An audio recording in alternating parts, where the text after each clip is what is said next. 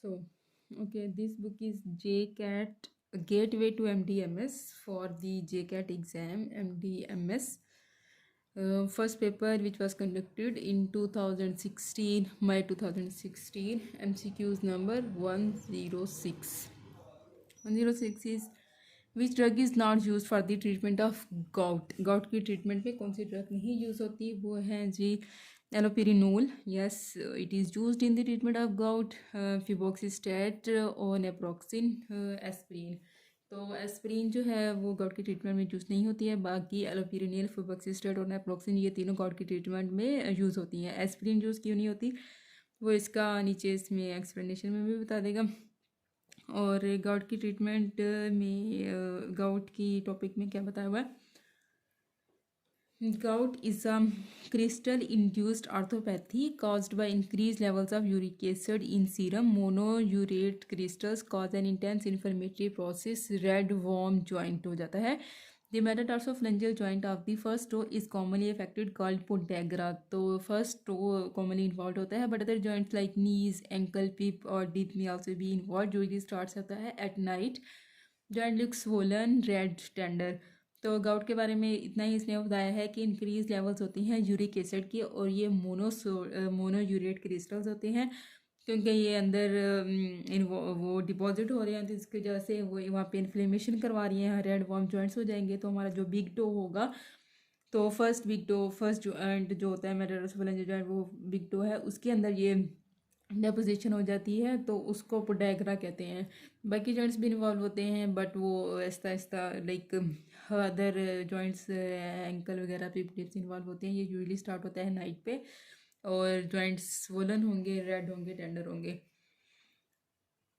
फिर इसके बाद है इसकी causes.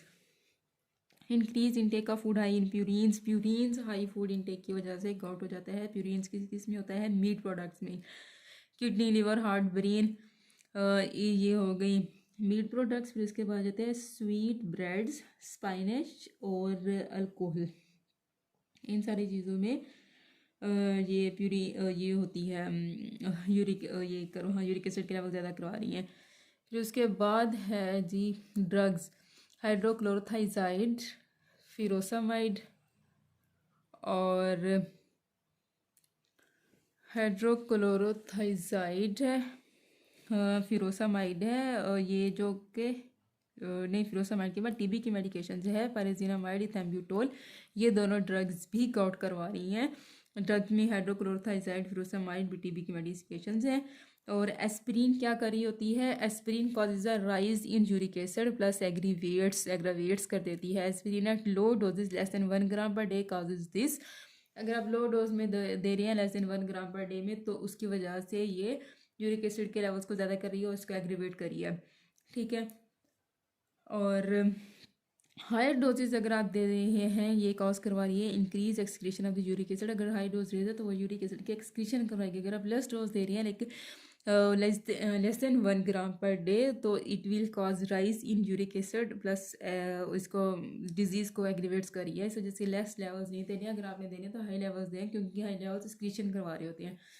Serum uric acid does not effectively diagnose gout. Uric acid से नहीं डायग्नोज होता है effectively. Diagnosis of gout is confirm by the analysis of the synovial fluid. तो हमारे पास जो साइनोवियल फ्लूइड होगा उससे हमारे पास इसकी एनालिसिस हो रही है.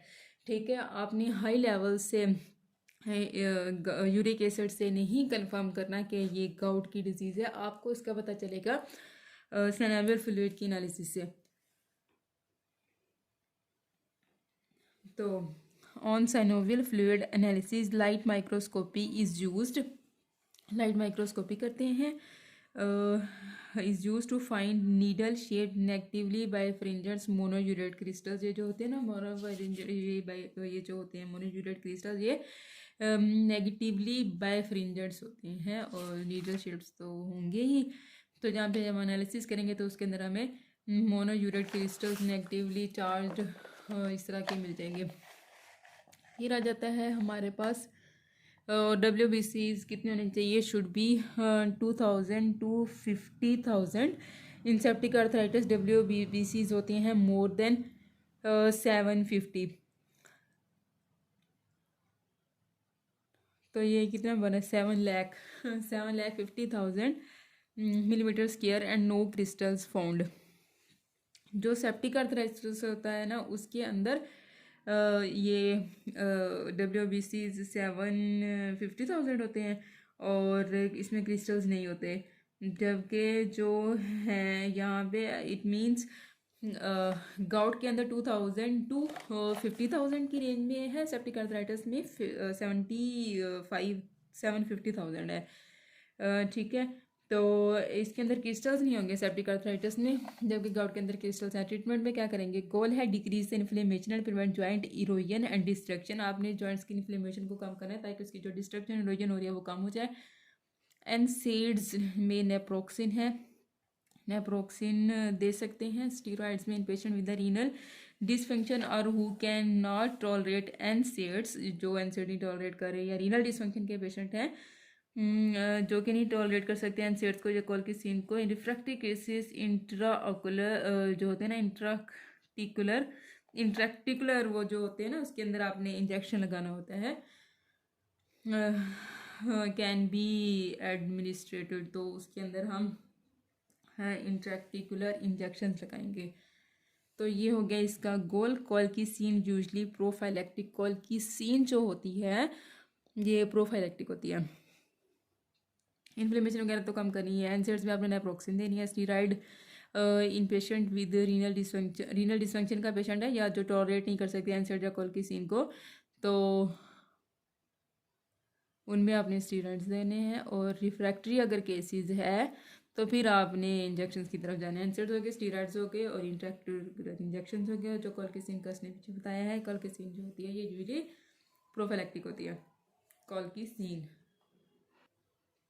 इसके बाद है ये एक टेबल है, इसके अंदर उसने क्या बताया है, यूरेट लोवरिंग ड्रग्स। तो जो यूरेट को कम करी है, यूरेट लोवरिंग ड्रग्स में आ जाता है ज़ैंथीन ऑक्सीडेज इनहिबिटर्स, यूरिकोसूरिक ड्रग्स हैं और यूरिकेस एजेंट्स हैं। तो सबसे पहले है xanthine oxidase inhibitor. Xanthine oxidase inhibitors जो होती हैं इनके अंदर आ जाती हैं एलोपिरिनोल फिब्रोक्सिस्टेट।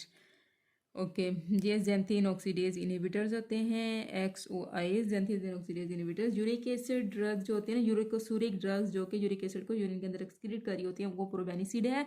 Also increases penicillin blood levels, penicillin के लेवल्स ब्लड में ये इंक्रीज करवा रही होती है। प्रोबेनिसिड जो कि यूरिकोसूरिक ड्रग है, यूरिक एसिड को एक्सक्रीट करवा रही है, पेंसिलिन को ज़्यादा करवा रही है। यूरिकेस एजेंट ब्रेक्स यूरिक एसिड और वो है पेगलोटिकेस और रेसब्यूरिकेस।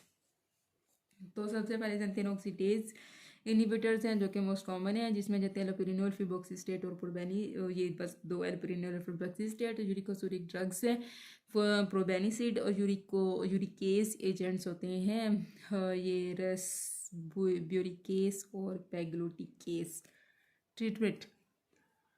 ट्रीटमेंट ऑफ एक्यूट गॉट और in cases of comorbid acute gout drugs. Acute gout के ट्रीटमेंट में combination of any two of the following, colchicine, NSAIDs और स्टीरॉइड्स। जैसे कि हमने ऊपर पढ़ा, कॉलकिसिन जो थी ना, कॉलकिसिन ये प्रोफाइलेक्टिक थी, तो कॉलकिसिन, NSAIDs और स्टीरॉइड्स, इन तीनों में से दो का कॉम्बिनेशन आपने दे देना है ट्रीटमेंट में। अगर कोमॉर्बिड एक्यूट गॉट ड्रग्स हैं तो उसके केस में क्या है, कॉम्बिनेशन CKD स्टेज 3 to 5 है स्टेज उसकी, तो कॉलकिसिन नहीं देंगे, NSAIDs नहीं देंगे, स्टीरॉइड्स देंगे। और पेप्टिक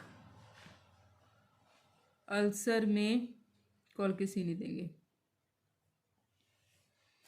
NSAIDs और स्टीरॉइड, ये कॉलकिसिन देंगे आई थिंक, और NSAIDs और स्टीरॉइड्स नहीं देंगे। इसके बाद हमारे पास पेप्टिक अल्सर डिजीज़ के बाद हार्ट फेलियर है और डायबिटीज़, इन्फेक्शन, लिवर डिजीज़ हैं। अच्छा, ये अभी मुझे इतना कंफर्म नहीं है, ये कमेंट्स में बता देंगे कि इसके अंदर क्या होता है क्या नहीं होता। तो नेक्स्ट है 107, क्रोनिक बेड रिडन पेशेंट है with altered state of consciousness है, goes in shock with 68 mmHg systolic blood pressure है मॉनिटर पे। What is the first step in the management. तो इसमें अब हमने क्या देखना है कि उसका अनकॉन्शियस मतलब कॉन्शियस उसकी अल्टर्ड हो गई है क्रोनिक बेड रिटर्न पेशेंट का, और वो शॉक की स्टेट में है। इसका बीपी बहुत ज़्यादा फॉल कर गया, 68 mmHg सिस्टोलिक ब्लड प्रेशर है। तो अब आपने फर्स्ट स्टेप क्या करना है, नॉरएपिनेफ्रिन देनी है, प्रोपामीन देनी है, डुबोटामिन देनी है, फ्लूइड्स देने हैं। तो सबसे पहले जो इसने ट्रीटमेंट में बताया है कि आपने फर्स्ट ऑफ ऑल उसको क्या देना है, ये फ्लूइड्स देने हैं। तो अब देख लेते हैं फ्लूइड्स के बारे में।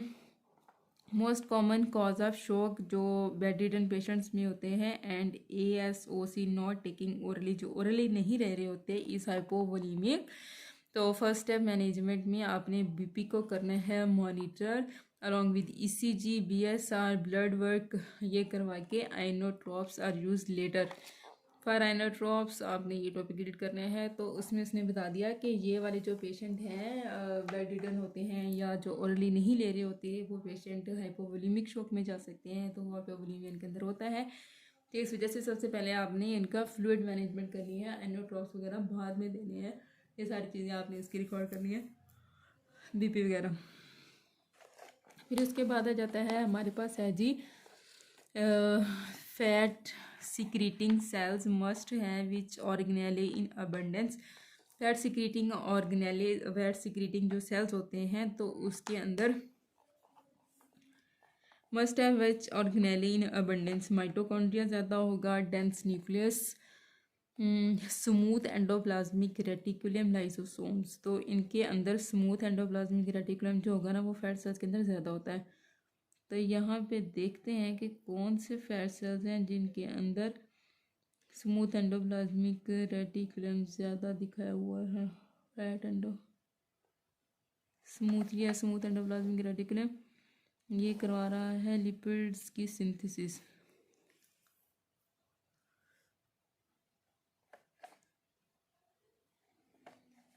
अच्छा, इसके बाद ये टेबल देख लेते हैं कि इस टेबल के अंदर क्या क्या बताया हुआ है। टेबल है जी brief details of cell organelles, plasma membrane single है, कंटेन करते हैं transport and receptor proteins. Components हैं phospholipids bilayer with transport and receptor proteins.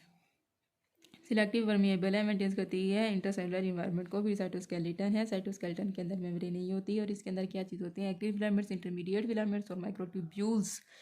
Cytoskeleton in चीज़ों का बना होता है, स्ट्रक्चर सपोर्ट प्रोवाइड करता है, मूवमेंट प्रोवाइड करता है। माइटोकॉन्ड्रिया हमारे पास डबल लेयर्ड होता है, इनर कंटेन्स करते हैं एंजाइम फॉर द ATP की प्रोडक्शन। एंजाइम कैटालाइज करता है ऑक्सीडेशन रिडक्शन रिएक्शन, ATP की सिंथेसिस करवाता है। तो ATP की प्रोडक्शन होगी माइटोकॉन्ड्रिया से। वैक्यूल्स होती हैं, ये सिंगल होते हैं, ट्रांसपोर्ट करते हैं फॉर सिलेक्टेड मेम्ब्रेन।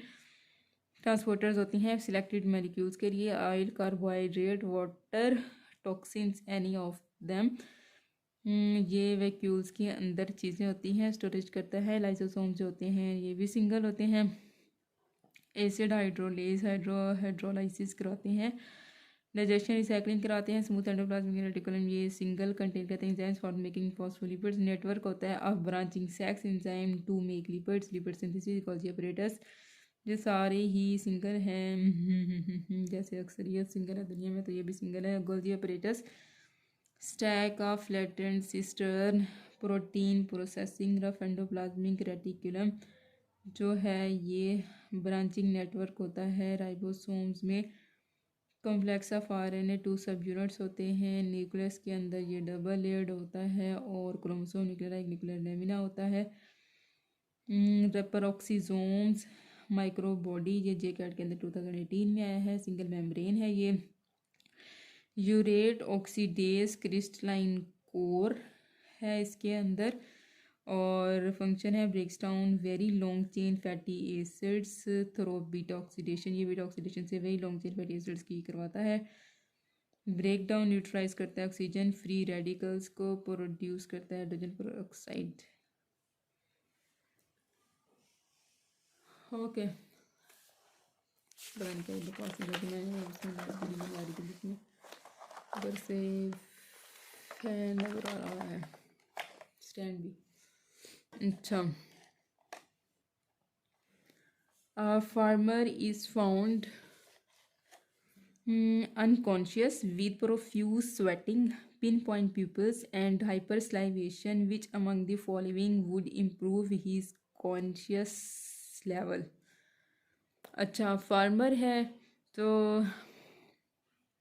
उसके लिए हमने कॉन्शियसनेस लेवल को मेंटेन करने के लिए कौन सा होगा? नैलोक्सन, एट्रोपिन, पेरेलिडोक्सन, 25% डेक्स्ट्रोन, 50 ml IV बोलस। तो फॉर्मर जिसके पिन पॉइंट पीपल हो गए हैं और उसके बाद अनकॉन्शियस हो गया, हाइपरसलाइवेशन हो रही है उसको, which among the following would improve his conditions? Pralidoxime इसका आंसर है। इसकी डिटेल में बताया है कि symptoms are typical of the organophosphate poisoning ही है, and also remember a point that when insecticide or rat pill is mentioned and you are not sure about type of poison, you go for the organophosphate poisoning. Organophosphate poisoning mostly found in insecticides में होती है। organophosphate inhibit करता है acetylcholinesterase को in the nervous system. दस acetylcholine को इसने एसिटाइलकोलिनेस्टेरेज को इन्वर्ट कर दिया, तो एसिटाइलकोलिन जो होता है ना वो एक्यूमुलेट होना शुरू हो जाता है नर्वस सिस्टम के अंदर, जो कि क्रॉस करता है। और जब ये एसिटाइलकोलिन के लेवल ज़्यादा हो जाएंगे तो ये करवा देंगे इंक्रीज मस्कुरेनिक और निकोटिनिक एक्टिविटी को। रिमेंबर डम्बल्स, डम्बल्स के अंदर क्या है, ये चीज़ें करवा देते हैं एसिटाइलकोलिन के रेज लेवल्स। डम्बल्स में डायरिया हो जाएगा, डायफोरेसिस होगा, यूरिनेशन, मियोसिस, ब्रेडिकार्डिया, ब्रोंकोस्पाज्म दोनों हो जाएंगे, इमेसिस, लैक्रिमेशन, स्लाइवेशन। ट्रीटमेंट में एयरवे की प्रोटेक्शन करनी है, रिमूव करते हैं सोर्स ऑफ पॉइजन को और इंट्यूबेट कर देना है अगर ज़रूरत है तो। ठीक है, फिर उसके बाद है airway protection, remove source of poison, intubate if needed, oxygenation करनी है, pass IV line and give fluids. Give fluids in the patient usually has low BP and bradycardia. Give atropine until fully atropinized. Start 0.05 mg per kg. Repeat करना है every 15 minutes till atropinize। जब तक atropinize नहीं हो जाता तो आपने every 15 minutes इसको कंटिन्यू करते रहना होता है। और atropinization का मतलब क्या होता है? Drying of pulmonary secretion, systolic blood pressure more than 80 हो जाए, हार्ट रेट मोर देन 80 हो जाए, और pupils no longer pinpoint रहे हैं, ड्राई एक्जिली और drying of the pulmonary secretions जब तक ड्राई नहीं होती तब तक आपने उसको एट्रोपिनाइज करते रहना होता है। और पेरेलिडोक्साइम कितने देनी होती है? 1 to 2 ग्राम पर 22 gram IV over 15 to 20 minutes. 15 minutes to 20 minutes आपने देनी होती है 1 to 2 gram. It reactivates choline esterase को करवा देती है, reactivates deactivated by the organophosphate, this in turn decreases acetyl in the junctions. Thus with time meditation improve कर देती है। Atropine blocks improve, atropine blocks muscarinic symptoms. Pralidoxime restores करता है acetylcholine esterase की एक्टिविटी को।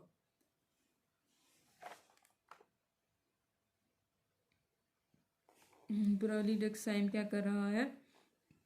एसिटाइलकोलिन एस्ट्रेज की activity. और atropine क्या कर रहा है? मस्कुरेनिक सिम्टम्स को ब्लॉक कर रहा है। उसके बाद है tricyclic anti depressant are not used in chronic pain, epilepsy, major depression, eating disorders.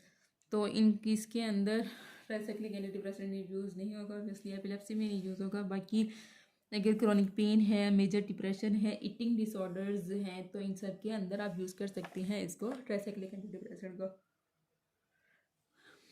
Which drug increases skeletal muscle blood flow को, हार्ट रेट को, and causes vasoconstriction in skin. तो which drug increases skeletal muscle blood flow, heart rate और का वेजो constriction भी करवा रही है, तो वो कौन सी है? डिबुटामाइन, एपिनेफ्रीन और एपिनेफ्रीन। एट्रोपिन तो वो होती है एपिनेफ्रीन जो कि हार्ट रेट इंक्रीज करती है, वेजो कंस्ट्रिक्शन भी करवा रही है। एपिनेफ्रीन जो होती है ये सारे रेट को ज़्यादा करी होती है, सिर्फ रीनल फ्लो कम करती है। तो ये इसने टेबल में बताया है। टेबल है जी, epinephrine increase heart rate, mean arterial pressure, cardiac output, pulmonary vascular resistance, bronchodilation करवा रही है, रीनल ब्लड फ्लो कम करवाती है। फिर उसके बाद है नॉरेपिनेफ्रीन, नॉरएपिनेफ्रिन हार्ट रेट कम भी करा सकती है, ज़्यादा भी करवा रही है, और मीन आर्टीरियल प्रेशर को ट्रिपल इंक्रीज़ करवा रही है, कार्डियक आउटपुट इंक्रीज डिक्रीज।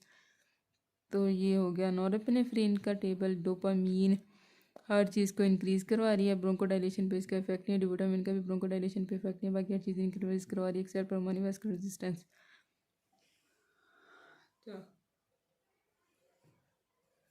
इसके बाद है drug that protects gastric mucosa from ulcers as well as stops haemorrhage. Tranexamic acid, lansoprazole, famotidine, misoprostol. तो मिसोप्रोस्टोल जो ना ये पेप्टिकल से ड्रग है जो कि गैस्ट्रिक म्यूकोजा को भी प्रोटेक्ट करती है अल्सर से, और हेमरेज को भी स्टॉप करी होती है। It is use in combination with anti acidity drugs to protect stomach. ये कॉम्बिनेशन में यूज़ होती है एंटी एसिडिटी ड्रग्स के, ताकि स्टमक को प्रोटेक्ट कर सके। Misoprostol it is prostaglandin and binds to the prostaglandin receptors of the apparatus of the stomach to inhibit the gastric secretions of the acid। और ये आल्सो यूज़ होती है to induce the labour के लिए obviously misoprostol use हो रही होती है, ट्रीट करते हैं पोस्टमार्टम हेमरेज को due to the poor contraction of the uterus. A 16-month-old child है विद वॉमिटिंग abdominal टेंडरनेस है, प्रेजेंट करता है इमरजेंसी में। His mother reports currant jelly stool. जहाँ पे क्यूरेंट आ जाता है वहाँ पे इंटरसेप्शन हुई होती है। तो but can be the problem but decided dysentery interception Meckel's diverticular. Interception and Meckel's diverticular commonly asked topics हैं। तो इन दोनों के अंदर डिफरेंस देख लेते हैं। इंटरसेप्शन में क्या होता है? इंटरसेप्शन में occurs when one portion of the gut invaginates करती है इमीडिएटली दूसरे पोर्शन के अंदर जो उसका एडजेसेंट होता है।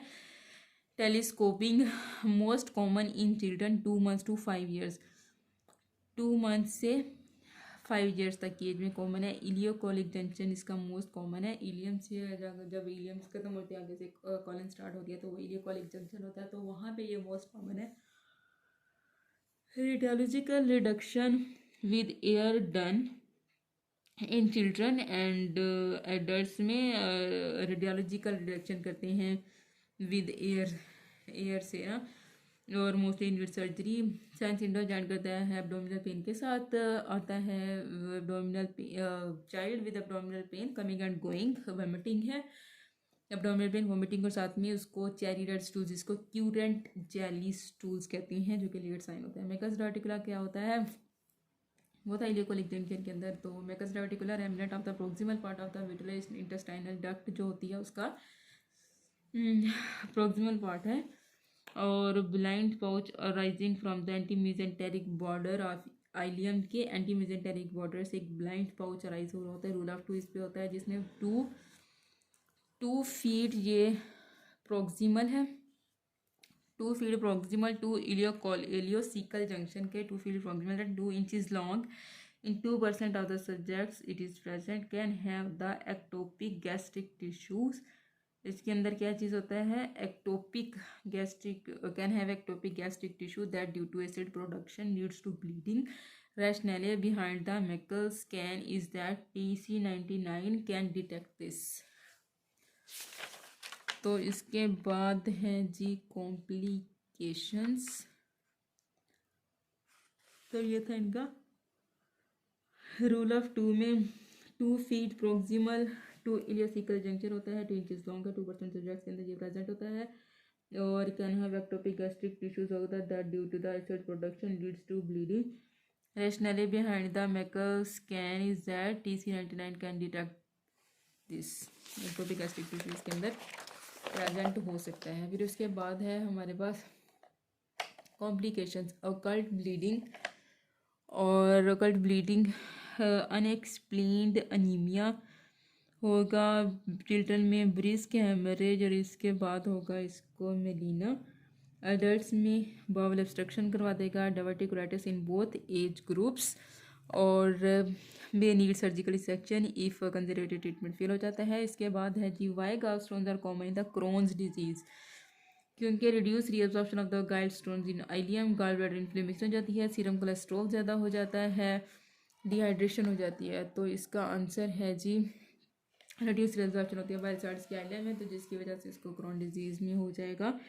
gallstones कैंडिडेट शुड हैव इधर के दरमियान डिफरेंस आना चाहिए। कॉजेज ऑफ gallstones, gallstone की कॉजेज के अंदर क्या क्या था, bile salts not reabsorb in the ileum go to the colon, ileum में अब्सॉर्ब नहीं हुए बाइल सॉल्ट्स, कॉलन में गए मिक्स में बिलीरुबिन के साथ और ये absorb as bilirubin go back to liver, no liver has extra bilirubin, तो लीवर के अंदर बिलीरुबिन ज़्यादा हो जाएगी which mix the stones, bile salts not absorbed in ileum pass out of the body, liver goes low in bile salts to add into new bile, so new bile has high cholesterol levels which results in the formation of the cholesterol gallstones. Rapid weight loss in Crohn's can cause increased risk of gallstones and bacteria overgrowth in Crohn's, causing bilirubin to get reabsorbed and make bile stones same way as point 1. During skeletal muscle contraction calcium attach with, skeletal muscle की contraction में calcium attach होता है actin, myosin, tropomyosin या troponin, तो ये bind होता है troponin के साथ।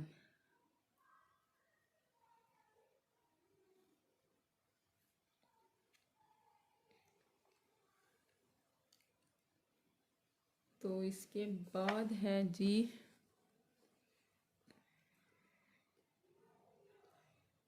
कोलमनर में भी सिलिएटेड, ये तो कोई यहाँ तक गिवन 15 MCQs।